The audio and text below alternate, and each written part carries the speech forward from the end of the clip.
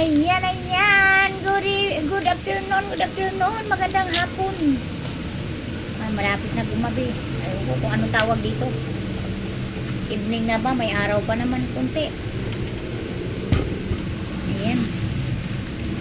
Ayan guys, maglaga tayo ng mais. Bumili ako kahapon ng ng mais. Hindi ko na nalaga kasi gabi na. Tapos kanina, umaga, hindi ko rin nalaga dahil nagpunta kami sa simbahan.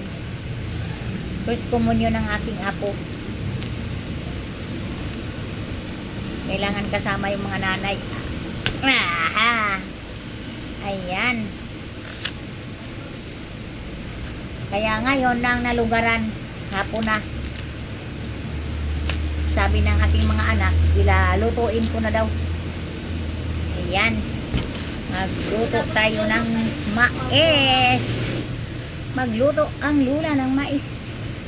Ayan guys, inipon ko yung buhok, yung hair ng mais. Oh, ang dami. Ang dami.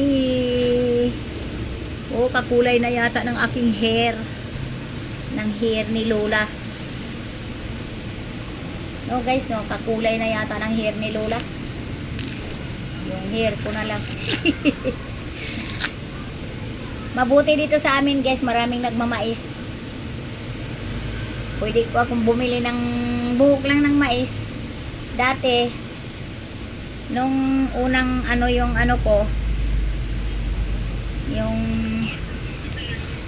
yung ginagamutan nito, yung ating kuwan sa ihi. Bumibili ako ng buhok ng mais. Halos 1 taon ko yung iniinom araw-araw. Pag naglaga ako tag isang kaldero na malaki. Tapos pinapalamig ko, ilagay ko sa ref, sa frigider. Ilagay ko sa bote. Araw-araw kong ginagawa sa awa ng Diyos. Pero may medicine nan din ako. Inaanuhan ko lang talaga ng mga herbal.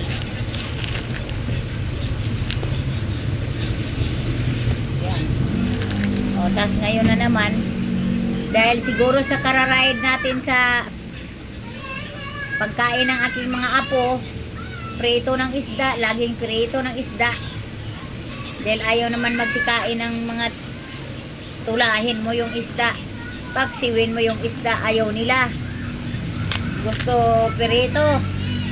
Eh, ayaw ko kasi yung maraming kasi, aksayado sa gas. Kaya, ayan, nag-ride na lang ako sa mga kinakain nila. Uy, maingay dyan ha. Ayan.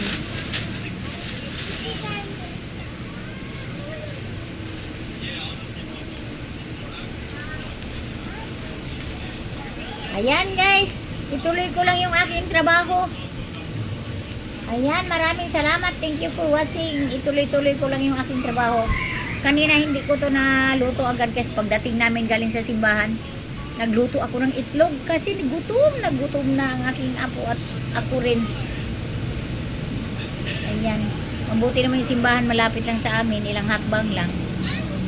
Ayan guys, thank you for watching. Ayusin ko lang to.